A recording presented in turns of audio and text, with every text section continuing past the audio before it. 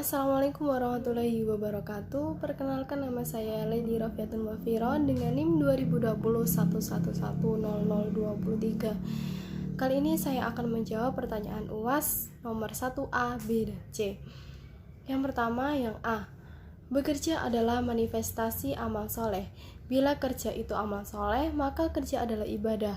Jika kerja itu adalah ibadah, maka kehidupan manusia tidak bisa dilepaskan dari kerja.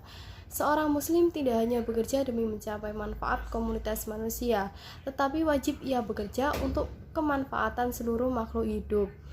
Istilah kerja dalam Islam bukanlah semata-mata merujuk kepada mencari rezeki untuk menghidupi diri dan keluarga, untuk menghabiskan waktu siang maupun malam tak kenal lelah, tetapi kerja mencakup segala bentuk amalan atau pekerjaan yang mempunyai unsur kebaikan dan keberkahan dan menyumbangkan jiwa dan tenaganya untuk kebaikan bagi diri, keluarga, dan masyarakat sekelilingnya serta bangsa dan negara tanpa menyusahkan orang lain. Yang B. Bekerja sebagai ibadah untuk mencari rezeki dari Allah guna menutupi kebutuhan hidupnya.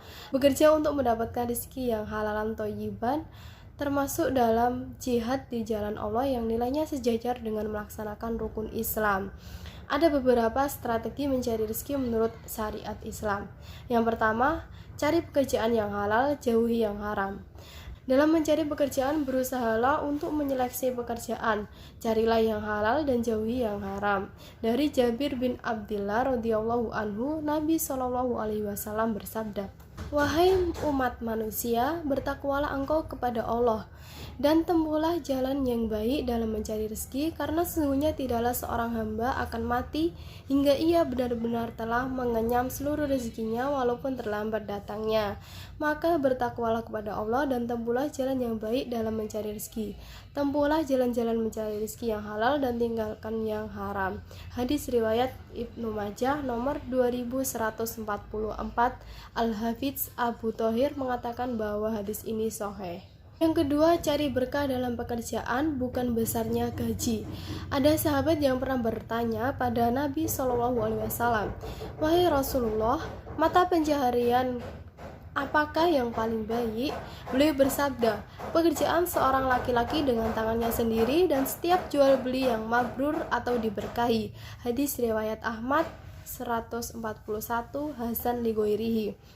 Kita dapat mengambil pelajaran penting bahwa para sahabat tidak hanya bertanya manakah pekerjaan paling banyak penghasilannya, namun yang mereka tanyakan adalah manakah yang paling thayyib atau diberkahi. Sehingga dari sini kita tahu bahwa tujuan dalam mencari rezeki adalah mencari yang paling berkah, bukan mencari manakah pekerjaan yang penghasilannya paling besar.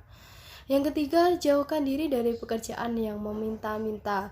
Dari Abdullah bin Umar radhiyallahu anhu, ia berkata bahwa Rasulullah SAW bersabda, "Jika seseorang meminta-minta atau mengemis pada manusia, ia akan datang pada hari kiamat tanpa memiliki sekerat daging di wajahnya." Hadis riwayat Bukhari nomor 1474 dan Muslim nomor 1040. Yang keempat, cari pekerjaan yang tidak menyengsarakan orang lain. Ada hadis riwayat Muslim nomor 1605, "Tidak boleh menimbun barang, jika tidak maka ia termasuk orang yang berdosa." Apa hikmah terlarangnya menimbun barang? Imam Nawawi berkata, hikmah terlarangnya menimbun barang karena dapat menimbulkan madharat bagi khalayak ramai. Sahih Muslim nomor 43. Yang kelima, pahamilah setiap jiwa tidak akan mati sampai rezekinya sempurna.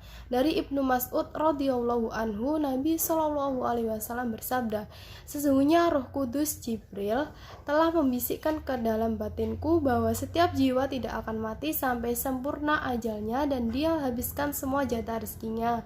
Karena itu bertakwalah kepada Allah dan perbaguslah cara dalam mengais rezeki.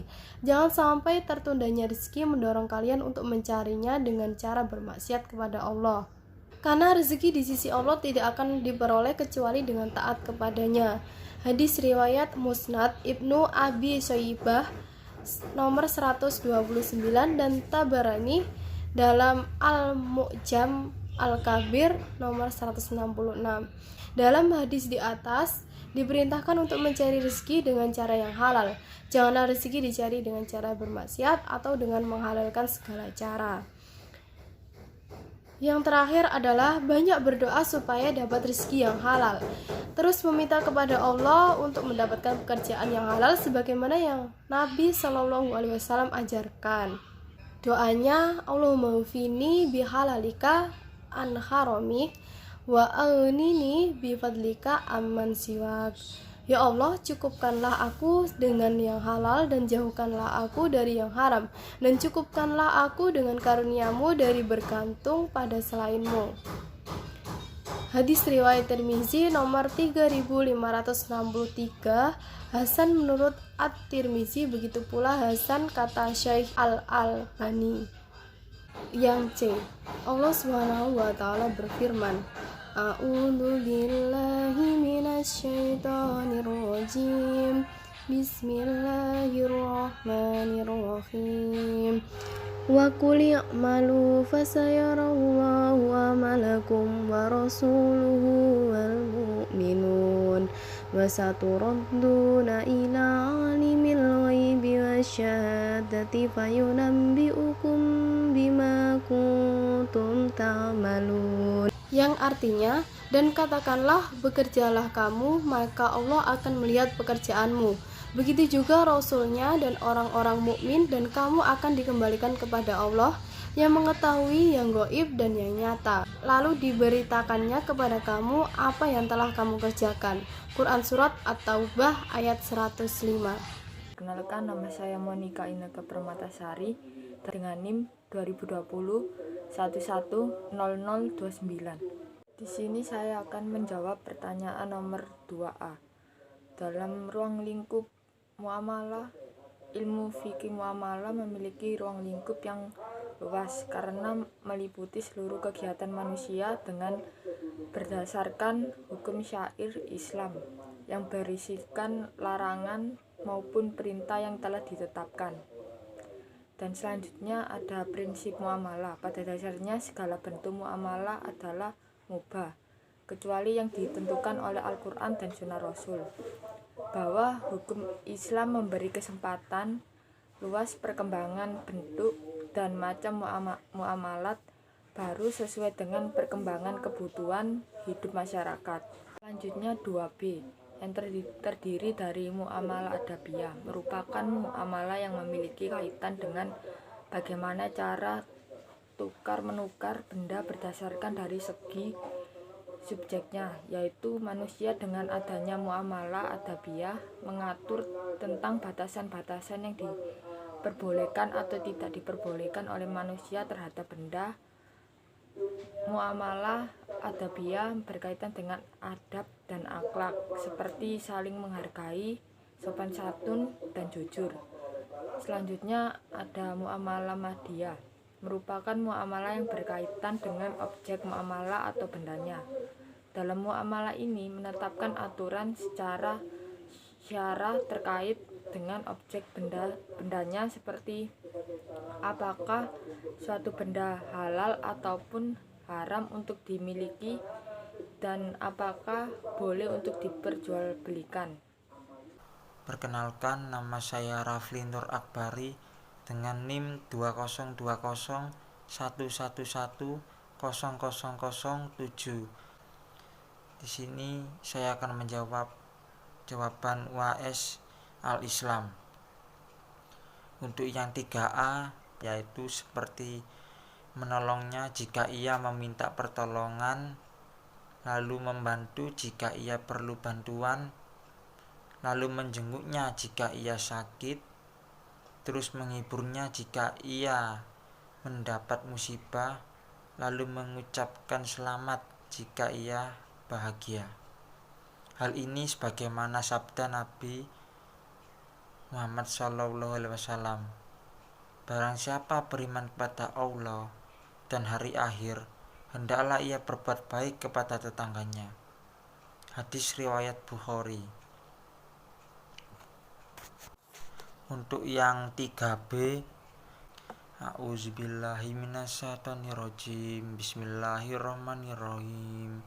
man yutihir rasula faqad ata Allah, yang artinya barang siapa yang menaati Rasul itu sesungguhnya ia telah mentaati Allah.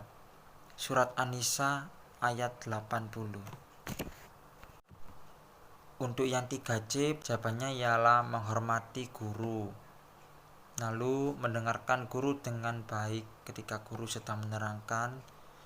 Lalu mendoakan kebaikan untuk guru, balaslah kebaikan dengan kebaikan. Terus bersabarlah terhadap kesalahan guru. Lalu tidak membantah guru ketika ada penyampaian ilmu.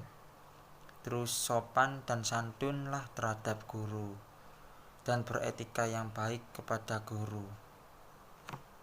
Perkenalkan, nama saya Ahmad Jabir dengan NIM 202011110008. Di sini saya akan menjawab pertanyaan nomor 4 bagian A. Kaulan sadida berarti pembicaraan, ucapan atau perkataan yang benar, baik dari segi substansi, materi, isi, pesan maupun redaksi atau tata bahasa.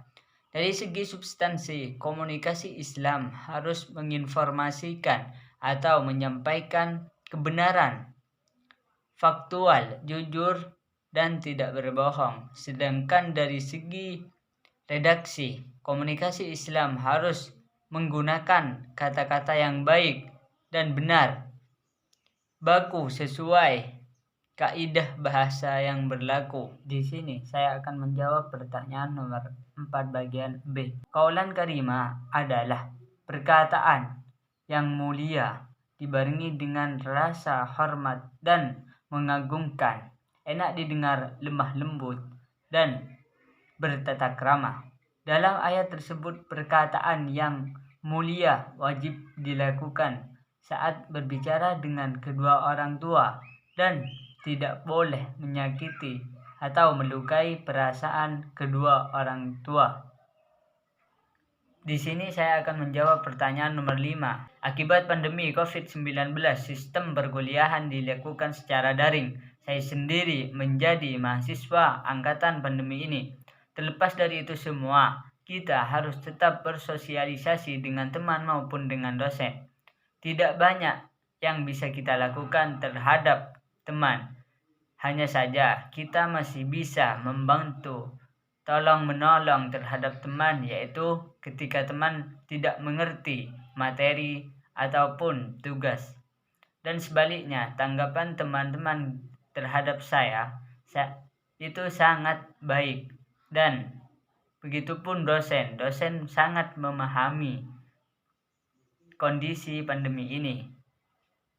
Sosialisasi dengan dosen kita hanya bisa menggunakan teknologi, yaitu dengan membantu hal-hal yang perlu dibantu, atau sebaliknya dosen sangat membantu mahasiswa dalam melakukan atau menyampaikan materi-materi yang mahasiswa kurang paham.